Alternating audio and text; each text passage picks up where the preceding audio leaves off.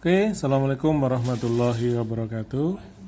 Pada pertemuan pertama kimia di kelas 11 ini kita akan mempelajari tentang hidrokarbon ya. Hidrokarbon berasal dari dua kata, hidro dengan karbon ya. Hidro itu merujuk kepada atom hidrogen dengan simbol H, lalu karbon merujuk kepada atom karbon dengan simbol C.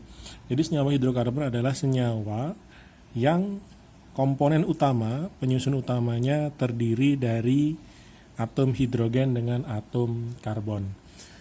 Nah, karena kita akan membahas masalah atom hidrogen dengan karbon, terlebih dahulu kita akan mengenali sifat khas atom karbon.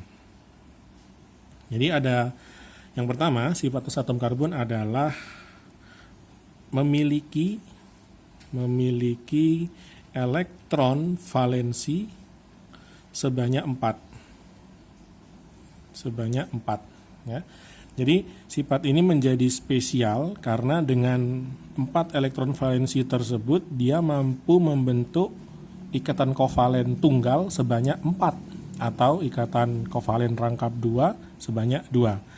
Pada kasus ini, pada hidrokarbon, karena hidrogen itu memiliki 1 elektron valensi, konfigurasinya 1s1, secara diagram orbital hanya ada 1 elektron, simbol Lewisnya juga hanya 1 elektron. Ya, jadi kalau dia berpasangan dengan karbon, berikatan, membutuhkan 4 atom hidrogen, karena karbonnya 6, strukturnya konfigurasinya 1s2, 2s2, dan 2p2 secara diagram orbital. Ada 2 yang berpasangan, 2 yang tidak berpasangan. Ya. Akan tetapi, karbon ini mampu mengalami hibridisasi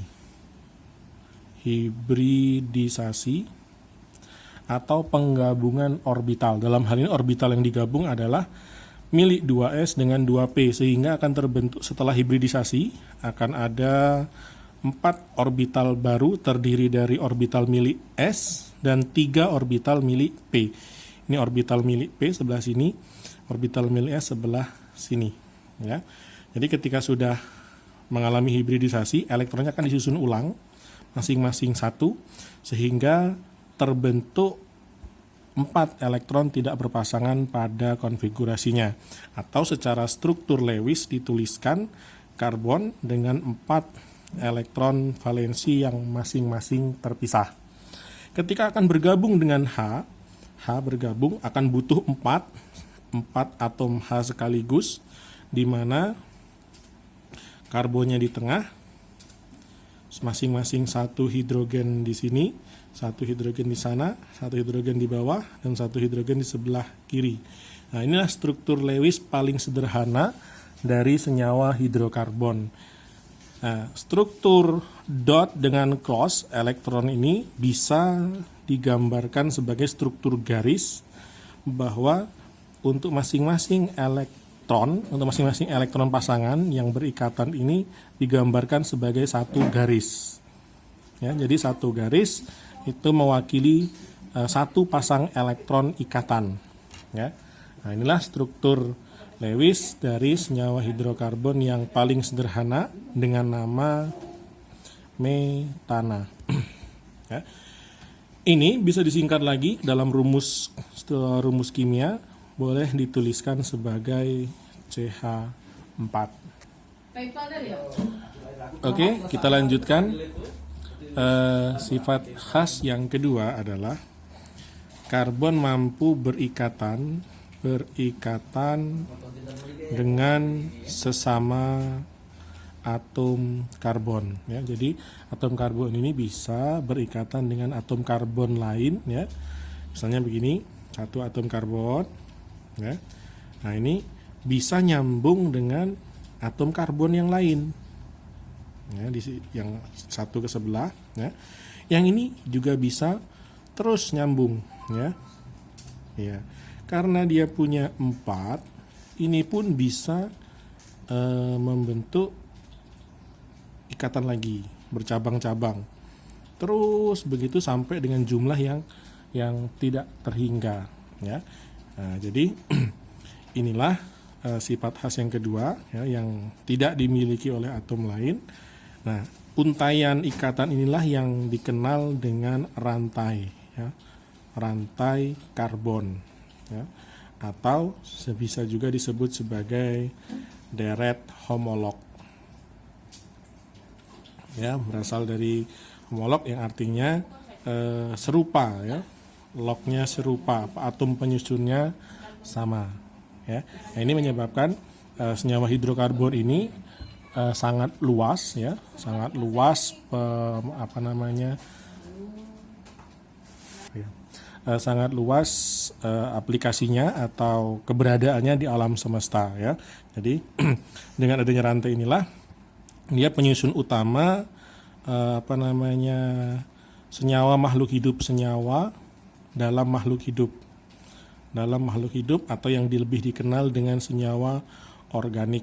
Jadi senyawa organik senyawa yang ada dalam makhluk hidup pada manusia misalnya, baik kulit, protein, lemak, ya, dan lain-lainnya itu mengandung senyawa hidrokarbon. Demikian juga tumbuhan, ya, ini dari plant, tumbuhan, ya, baik daun, batang, akar, bunga, apapun yang bagian dari tumbuhan itu, dari hewan, bahkan manusia, ya, manusia ini memiliki senyawa organik dalam dirinya yang komponen utamanya adalah hidrokarbon, ya, atau yang mengandung rantai karbon. Ciri-cirinya bagaimana? Apabila dibakar, ya, akan menyisakan, kita menyebutnya gosong, ya, arang, ya, menandakan karbonnya sudah teroksidasi, terbakar.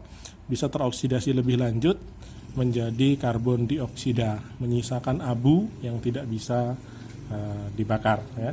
Itu sifat hidrokarbon. Baik, kita lanjut berikutnya ke penggolongan hidrokarbon, ya. Jadi hidrokarbon itu digolongkan berdasarkan struktur rantainya, ya. Jadi hidrokarbon berdasarkan struktur rantainya terbagi menjadi 3. Pertama disebut sebagai hidrokarbon alifatik, ya, alifatik. Ali ini berarti cincin atau kerangka, ya, fatik ini lurus, ya. Jadi alifatik bermakna rantai hidrokarbon yang strukturnya lurus, ya, lurus. Contohnya misalnya pada yang sederhana, ya, begini, 3 atom karbon saja contohnya. Ini boleh dituliskan sebagai CH3, CH2, CH3. Nah, ini fatik. Kemudian ada yang kedua adalah alisiklik. Ali tadi struktur rantai atau cincinnya, sedangkan siklik itu berarti siklo, melingkar, ya.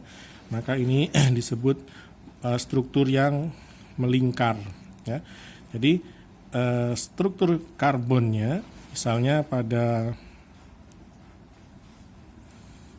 begini strukturnya, misalnya, salah, 2,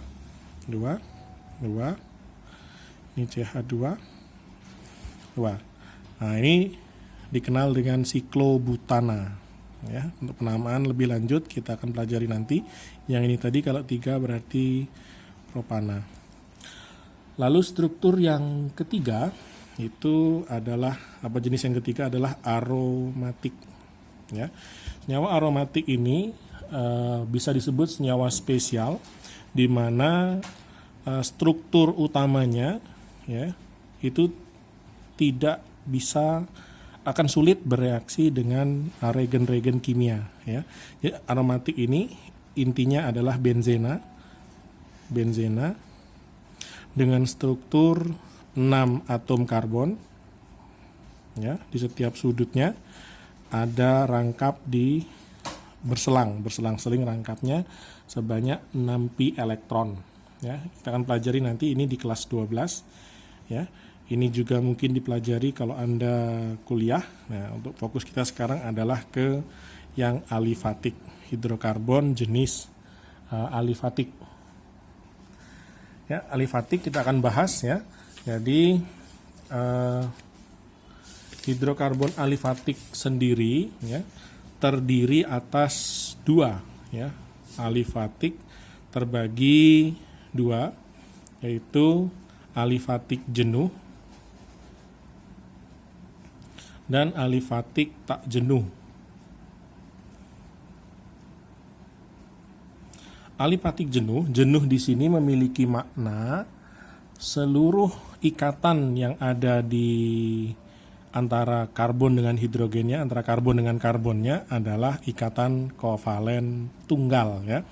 Ini adalah kovalen tunggal atau rangkap satu. Ya, jadi misalnya begini, antar karbonnya itu semuanya adalah tunggal ya, tidak ada yang double ataupun triple. Nah, ya. Nah, jenis ini ya, alifatik jenuh yang satu ini disebut sebagai alkana. Ya. Sedangkan alifatik tak jenuh itu ada dua lagi, ada yang kovalen rangkap 2 antar karbonnya atau kovalen rangkap 3. Jadi rangkap 2 maksudnya begini, ada salah satu antara ikatan karbon-karbon itu yang ikatannya double atau rangkap 2, misalnya begini. Nah, ya. Nah, oke. Ya. Nah, sedangkan rangkap 3 antar karbonnya ada 3 ya, 3 ikatan kovalen. Nah, begini ya. Nah, jadi ini untuk yang rangkap 2, ada rangkap 2 pada strukturnya, ini disebut sebagai alkena ya, akhirannya ena. Kemudian untuk yang rangkap 3 akhirannya adalah una atau alkuna. Ya, jadi ini strukturnya, pembeda antara ketiga jenis alifatik tersebut adalah rangkap 1 seluruhnya, ada salah satu rangkap 2, kemudian ada salah satu rangkap 3 di antara ikatan karbonnya. Ya, jadi 3 jenis ini akan kita pelajari ke depan. Ya. Baik, selanjutnya kita bahas dulu yang pertama adalah alkana. Oke. Sesuai deskripsi tadi bahwa pada alkana ikatan antara atom karbonnya adalah seluruhnya ikatan kovalen tunggal ya.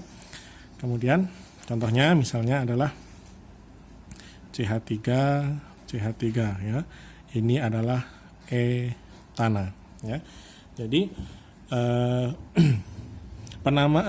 penamaan dari alkana ini menghitung jumlah atom karbon ya. Jumlah atom karbon yang dimiliki oleh senyawa tersebut. Nah, nanti pada prakteknya rantai karbon pada alkana ini bisa lurus begitu saja ya, atau bisa juga dia dalam kondisi yang bercabang ya. Kita bahas nanti. Pertama kita ketahui dulu. Jadi diberi nama sesuai dengan jumlah C. Jadi kalau misalnya jumlah C pada alkana itu cuma 1, berarti CH4. Ingat bahwa karbon mengikat 4 ya, bisa memiliki 4 kovalen tunggal, sedangkan hidrogen 1 ya, berarti kalau C-nya 1 hanya 4 ya. Nah, ini diberi awalan met ya. Met awalannya, karena ini alkana, dia ini nanti ditambah ana. Jadi ketika digabung namanya metana. Sedangkan untuk C-nya 2 berarti CH3, C-nya 2 hanya 6. Kenapa 6 bukan 8 ya? Karena C tadi 4 ya kan? C tadi 4, C1-nya juga 4 ya. Jadi yang ini untuk nyambung antar C, sisanya adalah 3 sebelah kiri, 3 sebelah kanan ya. Jadi hanya di sini ada 1 2 3, sebelah sini juga 3 ya. Jadi ini et ya ditambah ana ya, maka namanya etana ya. Kalau 3 bagaimana? Nah, 3 berarti CH3 CH2, CH3. Nah, ini diawali dengan prop ditambah ana ya, plus ana jadinya adalah propana ya. Nah, 3 seperti ini bisa diringkas lagi. Jadi kalau kita ringkas penulisan rumus kimianya, C-nya ada 3, H-nya ada 3, 2, 3, 7, 8. 3, 2, 3, 3, 5, 6, 7, 8 ya. Ada 8, C3H8, ini berarti propana.